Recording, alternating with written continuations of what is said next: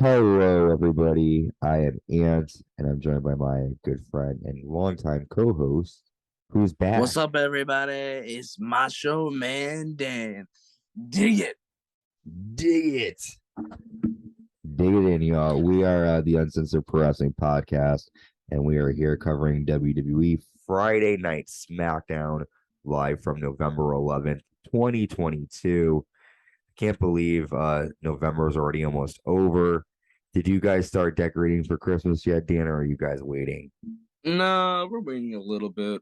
Okay. Yeah, I'm still waiting too. We haven't. Actually, the funny thing is, I think from what I'm hearing, we're gonna start decorating on Thanksgiving Day, so that should be interesting. Awesome. That's cool though. No, I listen. I'm bad. I still have Halloween stuff up, so that's not good.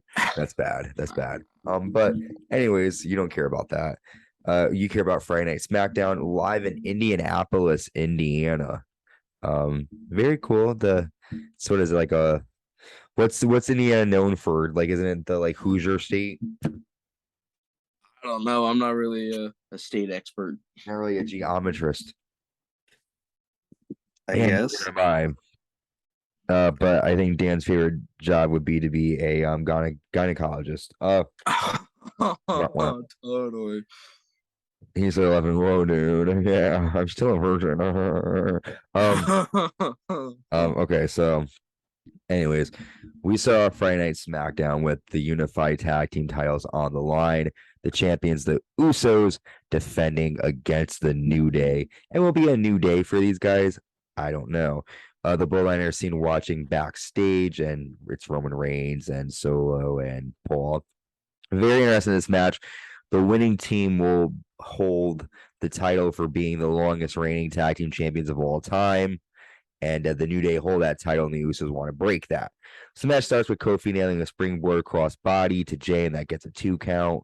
The New Day nailed the unicorn stomps, and Woods nails a knee, and Kofi with a trust fall onto the Usos outside of the ring. Usos with dirty tactics, sending Kofi into the guard railing, and they dive onto Kofi outside. Jimmy wrenches away at Kofi's face, and the Usos control Kingston. Um, Kofi goes for a tag, but Jimmy Uso pulls Xavier Woods, and Jay nails a neck breaker. Xavier Woods finally gets tagged in, takes control, nails a gut buster. Jimmy kicks out at 2. Woods with a flying leg drop, another 2 count. Kofi nails an SOS to Jimmy, that gets a 2. The Usos with a double super kick to New Day. They nail a double splash to Xavier Woods, that gets a 2 count. Kofi tosses Jay into the steps outside, and he nails a midnight. They nail midnight hour to Jay outside the ring. They also nail midnight hour to Jimmy inside the ring. They get the pinfall, but Jay breaks up. A lot of breakups in terms of pinfalls by these two teams. New Day and the Usos face off, and they start brawling. Jay super kicks Xavier Woods twice outside the ring. Kofi jumps off the top, but he's met with a 1D, and the Usos retain the WWE Tag Team titles, and they are the longest reigning WWE Tag Team champions of all time. What did you think of this match? And do you think the Usos are the right team to be the longest reigning Tag Team champions in WWE history? I mean, I definitely have to say it was a good match. I mean, you kind of expect it, though. I mean, the Usos and the New Day always have chemistry. I mean, I wouldn't say it's the best out of their matches, but I would definitely say it was a good match. I can see why they put it on SmackDown. I mean, I feel like that type of match should have put on like a pay per view, but I can see why they're doing because like it's kind of like getting up on those days, and I could see why. Yeah. I definitely think it was the right call for the Usos to be the ones to break up the New Day's record, considering the fact that I mean they have so much history. I mean, I'm, I think they even tried so many times to break that record, but they weren't even the ones to do it, if Yeah. I remember correctly. I mean, I just know that the sorry, I'm like coughing up a lung. Um, no, I know that the New Day and the Usos definitely, like when you look at them up, they're synonymous with each other because of their matches. Hell in a Cell, SummerSlam. They've had matches many years from the beginning of when they first started till now. I agree with you though, Dan. I don't think that this was their best tag match. I feel like they're trying to look at it like, okay, we're gonna put this match on SmackDown to get more viewers, which I understand. It was a good match, so definitely a decent match. And I agree with you. If anyone was gonna become the longest reigning tag champions, it should be the Usos. Well, it also makes sense considering they're with Roman and they wanted to prove themselves and all that. I can see why they did it, Yeah, and it works. exactly. 100%. It does work, my friend. Well, the Usos show up backstage to the Bloodline, and Roman says, "This is the promised land. It's time for me to handle some stuff, but I need you by my side, and we're gonna handle this business outside in the ring tonight." So Roman's got some business to take care of. The Usos are like, "Great, we're in the promised land." They're excited. I was excited to find out what Roman's business he wants to get off his chest. And we'll get there later on, okay? Our next match, we have the World Cup first round match. The winners of the the winner of the World Cup will go on to take on Gunther for the WWE Intercontinental Championship. I'm assuming at Survivor Series. Well, why though? This is something I don't understand about it. Why have them go against Gunther? Why not give them to Roman or something? Yeah, I understand why, because they want him to be in the War Games match. But I mean, I'm sorry, if I'm going to a World Cup, I'm not going for the Intercontinental title. I'd be wanting to go for like the World title. I mean, that's just me though. No, I get it, but I think they want to build up this Intercontinental title just to be just as equal to the WWE title. Well, I I feel mean, like they they're definitely trying have to made do. like the United States title more important, or at least they've been Yeah. trying, considering the fact that it's like now the only like singles title for men in on Raw. So I mean, and I definitely do agree with wanting to raise the Intercontinental title up. I mean, that was the workhorse title, before, like recent years, but I don't know. I don't think they're going about it the right way.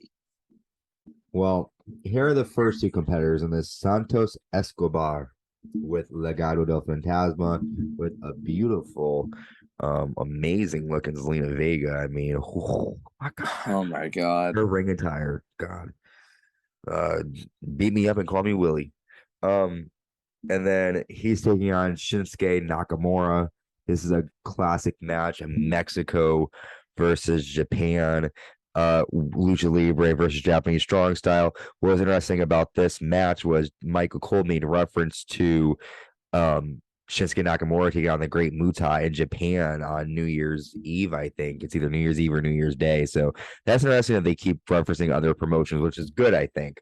But Yeah, well, I do think it's a good idea that they do that. I don't think it's not like gonna ever lead to like WWE combining with like New Japan. Like, you know what I mean? Like kind of like how AEW did with New Japan. I don't think they're gonna do that type of stuff. oh yeah, no, no, not at all. But I do think it's good that they're not pretending like they're the only place around anymore, Yeah, which no, is I good agree 100% on that. because fans aren't stupid and we like more credible shit. We like wrestling. Yes. So Santos Escobar actually gets the win after nailing a super phantom driver off the top rope. Were you surprised that Escobar got the win, knowing the history that Shinsuke has with WWE? I mean, he's a former Intercontinental champion, Royal Rumble winner, WWE champion, right? Was he a WWE champion? No, Shinsuke was never No, WWE no champion. surprise, shock. Well, No, he was either. very close many times, but unfortunately, he never won the big one. Um, I mean, I don't know. I definitely think it was a great match. I will definitely say that they really did have a little bit of chemistry. I was surprised to see that Shinsuke lost though, considering the fact that I don't know, like I feel like they would want to push more of a bigger star. At least starting off, they would want to do that. I mean, I'm not saying that he can't be a big star. It's just I don't know. He's too new to the roster. You know what I mean? I respect it. So you just feel like he needs some more time, and then, but I mean, listen, this is just a first round match. It's not Yeah, necessarily. no. That's not saying that he's gonna go on and win the thing. I definitely think it'd put him over, considering the fact that he could use a big win against somebody who, as you said, won the Royal Rumble, former Intercontinental champion, stuff like that. I definitely think it was a good move. I just wasn't expecting it. Yep. Well, we got Veterans Day promo, which is good to see. Happy Veterans Day, y'all. Thank y'all for your service. I know it's after Veterans Day by this point, but still, thank you for your service. We then get a promo where LA Knight is talking backstage, and we see Bray Wyatt's logo appear, and the interviewer gets distracted, and LA Knight is like, "I'm more important. What's distracting you?" He screams at his staffer, "Shut off the logo." And Bray Wyatt appears. Wyatt's like, "I introduce myself to you." He's like, "I'm a lot like you." And he ends up asking Ellie, like, "How far are you willing to go to get respect?" And he's like, "It's none of your fucking business where, he's like, "I don't know you, like, I'm better than you." He's like, "You're crazy." He's like, "Go back to the romper room before I shove the puppets up your ass," or something like that. And then Bray Wyatt headbutts Ellie Knight and just leaves. So what do you think of, as I cough to death, what do you think of Bray Wyatt? Could this potential rivalry with LA Knight, his first rivalry, what do you think? I don't know. I mean, I don't think it's good for Bray Wyatt to go after him. I mean, again, LA Knight is still pretty new to the roster.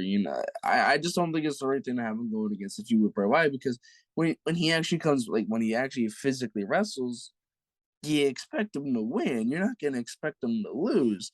But then again, you don't want to have LA Knight lose.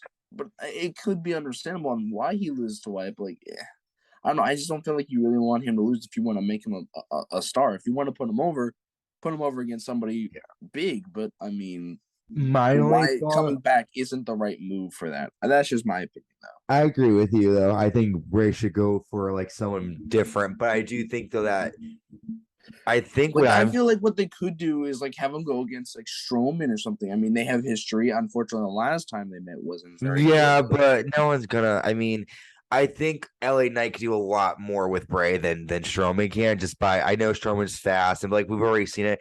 I think what they're doing with LA Knight is, and this is what I feel like they're doing with other wrestlers. Like I said earlier, they're realizing that there's other promotions. LA Knight has been on Impact. He's been on like other Ring of Honor. He's been with um like top, managers and wrestlers, and he's done all this shit. And I think that not Vince, Triple H's might be looking at like, okay, he might not be known by the WWE fans very well, but worldwide people know LA Knight. So I think I don't know, maybe not. I mean, I can see what you're saying, but like again, I just don't. I don't know if you want to prove how big of a star he is. Have him go against somebody like I guess like Strowman. I don't know. I feel like that would be pretty cool to see, but I'm just saying. I don't think it's the right move to get Bray Wyatt into a feud yet. I feel like it's better to have him like kind of like argue with himself and then Uncle Howdy stuff. I feel like that's the right move right now. I agree. I do agree with you that. But if you were to turn that around and say though, what if this is sort of a way to kind of launch LA Knight? He doesn't, just because you lose doesn't mean that you can't be a star. You know what I'm saying? No, I'm not saying that. You're right. If either one of them loses, it's not saying that they can't be a star, but I feel. Oh yeah, go ahead. I feel that if Bray Wyatt loses, it's kind of a bad call considering he just came back. If Knight he's not gonna lose. There's no way he would lose. Yeah, I don't know. I mean, WWE's done it before. But why would LA Knight? Yeah, I don't know. They'd have to have. I don't know. It's completely. It's a whole different idea. Well, let's move on to a different idea. Yeah. The number one contender 6-pack challenge. The winner faces Ronda Rousey at WWE Survivor Series for the SmackDown Women's Championship. Shotzi ends up defeating Lacey Evans, Sonya Deville, Xia Li, Raquel Rodriguez, and Liv Morgan after Shotzi nails a never wake up to Lacey Evans. Do you think Shotzi is the right woman to take on Ronda at the Survivor Series? I have always had a thing for Shotzi. I don't know. I always liked her, but I don't think she really. I mean, if you like pen on paper, maybe she has a chance, but I don't know. From the way WWE is kind of using Ronda, I don't see it happening. I don't see her winning. No, I mean, and that's why I kind of get annoyed because she's not a credible opponent. I'd rather see Raquel because Raquel could lose, but at least you don't immediately think she's gonna lose. Yeah. So Emma congratulates Shotzi backstage. I sound like I'm a fucking idiot. Yeah. Like I'm in kindergarten again. And Emma basically asks, where is Madcap Moss? And Shotzi's like, oh, you're crushing. And Emma and Moss are in real life dating. Interesting that's where that storyline is heading. But Shayna Baszler confronts Shotzi, and basically Shayna says, Shotzi says, I could basically prove everyone wrong, and I can end up beating Ronda Rousey at Royal Rumble. And Shayna's like, why don't you say that to her face? Ronda is behind Shotzi, and Shayna applies the Kira Fuda clutch, and Shotzi is passed out. And I think Ronda calls out like clean up on aisle green or something. So Shayna is fighting Ronda's battles, and Shotzi is taking on two people, it seems like, at the Survivor Series. So, what do you think? I do know, just spoiler alert, that tomorrow night on SmackDown, Shotzi will take on Shayna Baszler, so they will have a match. But what do you think? I mean, it could be good. I don't know. Again, I feel like a lot of things have to go in place for it to be like amazing. But I mean, I'm not saying it's gonna be bad. I'm nowhere near saying that. It could be good though. Well, we'll have to all wait and see. Speaking of good, Ricochet is backstage, and he's talking about his chance at the World Cup next week. Tomorrow night on SmackDown, he'll be taking on Mustafa Ali. And basically, Ricochet is confronted by Gunther, and Gunther tells Ricochet, fight with all your heart next week because I would love to beat you again. So, what a great word of encouragement from Gunther to Ricochet. Really not much to talk about there, but I like Ricochet. I hope he stands a good chance next week. But we'll move on. So, yeah. next... I mean, no, I didn't really fine. know what to add to that. No, there's really nothing to. Yeah, there's really nothing. It's just, yeah. Our next first round World Cup match, Braun Strowman defeats Jinder Mahal after a monster bomb. Obviously, Braun is going to be the person to get the win in this match. So, what do you think, though? That's a tough one. I really don't know. I don't care. I don't care, he says. To be quite honest, I mean, Braun, obviously, you knew he was going to win. So is it going to be Braun versus Santos next? Not next week, but like on the SmackDown before Survivor Series, or are they going to do?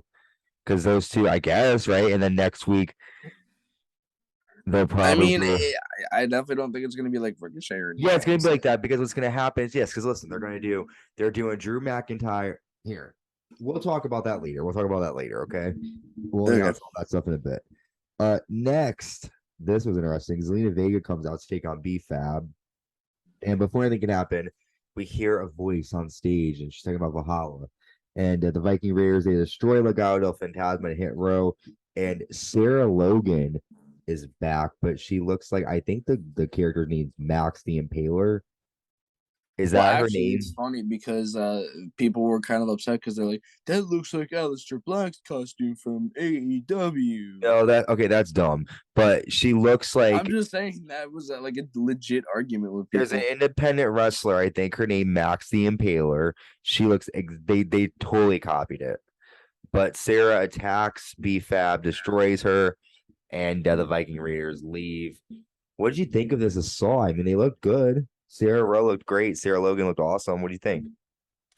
It was good. I mean, it was definitely an interesting way on bringing Sarah Logan back. I wasn't expecting her to come back. I'm gonna be honest, I wasn't. I definitely think it could be cool. I mean, you didn't know that was her in those promos, huh? You didn't know that was her in those promos. Well, I mean, I don't really pay attention to too many promos. Sir, you're missing all of the creativity, my friend. Fair point. I mean, I guess I could just kind of miss some of them. I didn't like. I think I saw one, but like I didn't see her in it. It's like a lady praying the whole entire time. Oh, then no, I did not. Then I did see that one. I didn't know that was her. Yeah, that was her. I mean, leave me alone, bro. I do have visual issues. Leave me alone, bro.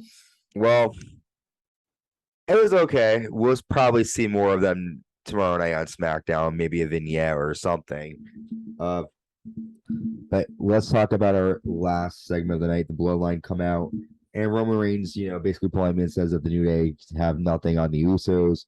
And Roman's like, he starts to have some, big announcement. I'm happy. He starts to call out the Usos, starts to call them out by name, Jimmy J. But the Brawling Brutes come out, and basically Sheamus tries to talk, but his mic doesn't work, so Roman makes fun of him. And basically, uh, Sheamus says this is the beginning of the end of the Bloodline, and the Brawling Brutes attack the Bloodline, and Bloodline get the advantage until Drew McIntyre comes out and stands side by side with his good friend Sheamus, and the Bloodline and the Brutes and McIntyre brawl to close out the show. So, what do you think? It looks like it's going to be this match for War Games. What do you think of McIntyre and the Brutes standing up to the Bloodline? I mean, I don't know. Part of me kind of wishes it was like Imperium or something, but that's just me. I mean, it makes sense, but like, I don't feel like it's gonna be the Brawling Brutes to do anything really. I mean, nothing against Sheamus, nothing against Butch, or nothing against the guys. It's just like, I don't know. I don't see them standing up to somebody like Roman. I mean, Roman just is just too high. Well, you got to Power at this remember point. though, with the War Games, they don't have to beat Roman to win. You're right. They don't. I'm not even saying just to win. I'm just saying like, And to because put they a said this is the crack in end the of the bloodline. bloodline, this could put a little crack in the bloodline, which could then start to splinter off. It could.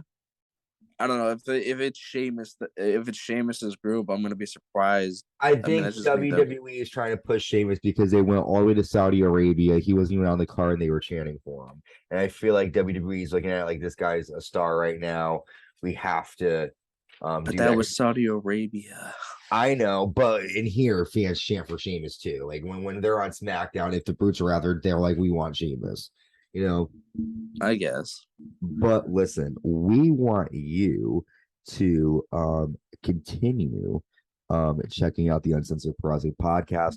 Make sure you subscribe, like, and hit the notification bell on YouTube. Also, check us out on Spotify, Anchor, Apple Podcasts, Amazon Music, and wherever you get your podcasts. And this is Friday Night SmackDown. We'll be dropping our Monday Night Raw recap shortly. We have Friday Night SmackDown coming up tomorrow. Some matches: Shotzi versus Shayna Baszler. We have the first round World Cup. I think it's Butch versus Sami Zayn, and Ricochet versus Mustafa Ali. A lot to happen. So with that, I'm going to say goodbye. Be safe, and we will see you soon. Bye. Bye.